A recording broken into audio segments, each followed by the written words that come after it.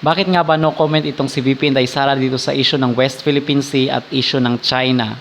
So yan ang ating pag-uusapan mga kapulitka dito sa video ito. Pero bago ang lahat ay please lang huwag kalimutang mag-like at mag-subscribe muna kayo dito sa aking YouTube channel para kayo updated sa issue ng bansa at issue ng lipunan. So nitong mga nakarang araw is interview itong si VP Inday Sara kasi nagpupunta siya sa mga paaralan kasi nga DepEd Secretary siya, diba? So in-interview sa noong media at tinanong siya nung media na kung saan is anong masasabi niya dito sa issue ng West Philippine Sea kasi nga, diba, talamak or napapadalas na itong pambubuli ng Chinese Coast Guard dito sa mga sa resupply mission at yung mga mangingisda at mga Coast Guard natin dyan sa West Philippine Sea at sa Ayungin Shoal. At marami nga rin ang nagtatanong mga kapolitika bakit itong si VP Inday Sara is marami siyang sinasabi sa iba't ibang issue dito sa mga issue ng ICC, dito kay Kibuloy, dito sa war sa Ukraine, dito sa war sa Israel. Bakit marami itong sinasabi itong si VP Inday Sara except dito sa China? Kasi nga ang China is marami ang nagsasabi na kung saan is bakit hindi siya nagsasabi against or wala man lang siyang comment, hindi man lang niya kinukondina itong mga pangaharas ng China dito sa ating mga mangingisda at sa ating mga Coast Guard. So ang sabi ni VP Sara is no comment muna siya. At alam naman natin lingid sa ating kalaman na itong si VP Sara at ang kanyang tatay is talagang pro-China sila. So ating ipapaliwanag sa video ito bakit sila pro-China at meron po yung reason mga kapolitika. So yun ang ating pag-uusapan sa video ito. So itong si former President Rodrigo Roa Duterte is friend or kalyado, kaibigan siya ni Chinese President Xi Jinping, itong makapangyarihang bansa. So doon sa ating mga previous videos is napag-usapan na natin ito na instead na makipag-away, makipagdebate, makipag-argumento na lang dito sa China, dito sa Chinese government, is kinaibigan lang ni former President Duterte at nagkaroon lang sila ng friendly agreement dyan sa West Philippine Sea na pwede kayong mangisda, pwede rin ang mga Pilipino mangisda. So kumbaga equally balance yung rights. Kasi sino bang bansa ang pwedeng bugawin, pwedeng sawayin itong China at papalisin dyan? Walang bansa ang kayang palisin itong China, not unless isa na tayong makapangyarihang bansa. Pero sa ngayon is mahina pa yung bansa natin at wala pa talaga tayong kakayanan. Hindi rin tayo dapat naasa sa tulong ng ibang bansa kasi may limit yan yung sinabi ni Amy Marcos na nag-agree rin ako.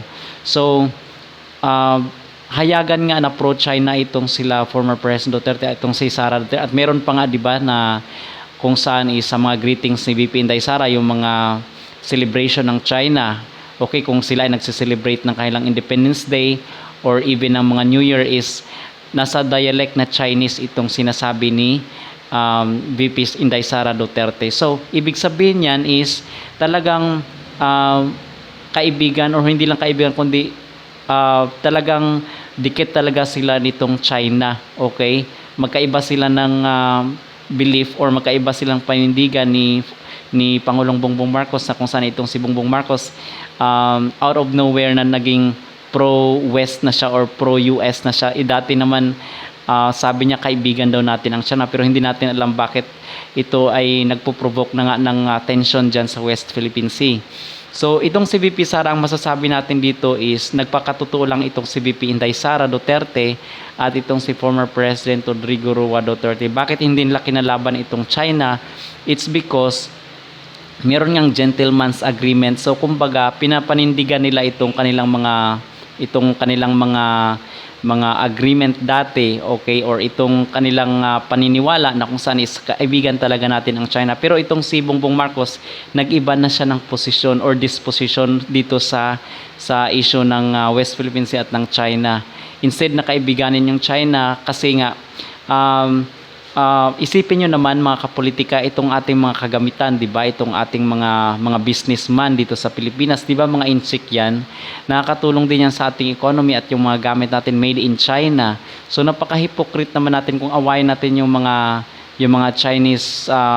Chinese na officials, Chinese government, yung bansang China mismo, na kung saan is kumukuha tayo doon, nag-export din tayo doon ng mga produkto natin, di ba?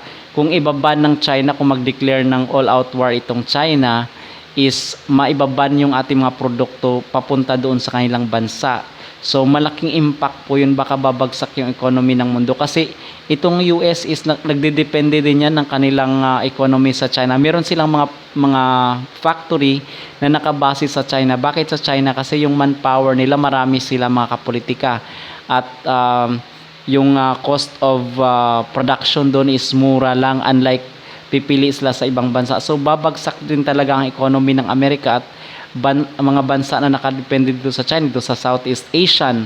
Merong mga Southeast Asian countries na kung saan is dikit din sa China. So paano na yun kung yan sila is magkakampi-kampihan, di ba? So lalala at lalaki talaga yung tensyon. So kumbaga itong si Inday Sara is alam niya yung strategy kasi yung inalimbawa na natin yung Taiwan doon sa ating previous video. Itong Taiwan is isa rin dati na mahirap na bansa, pero umunlad sila, ngayon is kumalas na sila sa China. Pwede din naman natin gawin yun mga kapolitika kasi napakaraming project po ang dapat na gawin ng China dito sa ating bansa. So matitake advantage natin yun, yung mga project ng mga infrastructure, yung pag-improve ng ating teknolohiya sa larangan ng technology, mapapa-improve natin yun. Pwede nating i-adapt yung mga technology ng China. Okay? Kasi ang teknolohiya ng China is napaka-advanced. Marami pa tayong hindi alam sa teknolohiya ng China. Pero ngayon is nasa social media na. At tingnan mo naman yung kanilang mga infrastructure. Yung mga infrastructure nila sa mga bundok na nalalagyan nila ng tulay, di ba? Na napakataas. Yun po ang technology ng China, yung mga tulay na nasa dagat. Yun ang plano ni Duterte dati. Kung kaya nga, di ba, yung railway sa Mindanao is hindi natuloy kasi kinalaban na ni Bongbong Marcos itong China at parang nagtampo na nga sila. So napakalaking improvement sana kung itong si Bongbong Marcos is nakiayon na lang dito sa disposition ng mga Duterte dati at hindi na nagpadala ng sulsul dito sa West. Kasi nabalitaan ko pala mga kapolitika na kung saan is itong si Bongbong Marcos pala is pinangakuan. Merong agreement din itong, kaya nga pupunta siya ng Amerika, di ba? Today, pumunta na siya ng Amerika, April 10, at darating siya doon sa US para sa trilateral meeting ng Japan at Estados Unidos. Pinangakuan pala itong si Bongbong Marcos ng $billion of investment ng US. Okay? At ang sabi doon is investment daw ito, foreign investor para mapalakas yung ating ekonomiya. At of course, hindi natin alam kung ito ay mangyayari kasi nga pledges pa lang ito. At alam naman natin yung mga pledges dati is napakarami, nagbibilang sila ng bilyones pero hindi pa masyadong or gaanong ramdam ng mga Pilipino yung sinasabi nilang pledges. Okay, so maybe ito yung reason kasi dapat hindi na nagpapadala ng sulsul itong si Pangulong Bongbong Marcos dito sa West. Dapat hinayaan niya lang na magtuloy-tuloy yung mga plano ni former President Rodrigo Duterte. Papasaan pa at kung tayo ay isa ng mayamang bansa, improve na yung ating teknolohiya at napalakas na natin yung ating defense, yung ating militarization. Pwede naman tayong kumalas dito sa pagkakaibigan sa China, katulad ng ginawa ng Taiwan na kung saan is kumalas na sila dito sa renda ng China. Instead, pinalakas nila yung kailang sariling ekonomiya at nagpundar sila dito sa mga panggwera na armas. So yun dapat ang gawin ng Pilipinas instead na awayin itong China. Ngayon wala pa talaga tayong sapat na kagamitan para harapin itong dambuhalang bansang ito. Maybe in the future but not now. Hindi tayo dapat aasa dito sa ibang mga bansa mga kapolitika. Yun ang lagi nating sinasabi dito sa ating YouTube channel kasi at the end of the day tayo pa rin talaga ang harap dito sa China. Alright, so itong stand ni VP Sara Duterte is agree ako sa kanya na kung saan is imbis na awayin itong China is nagpakatotoo lang siya dito sa kanyang interview sa media. Kasi kung atake yung China sa ating bansa, pwedeng mag-mitigate or pwedeng maging bridge itong si VP Sara Duterte na kausapin yung China, itigil muna yung tension kasi madadama yung buong bansa. So meron ring advantage yan in the future mga kapolitika. Yun ang ating nakikita dito, okay?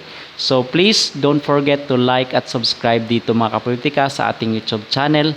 Kung kayo ay mahilig sa isyu ng bansa at isyu ng lipunan, maraming salamat po at God bless sa ating lahat.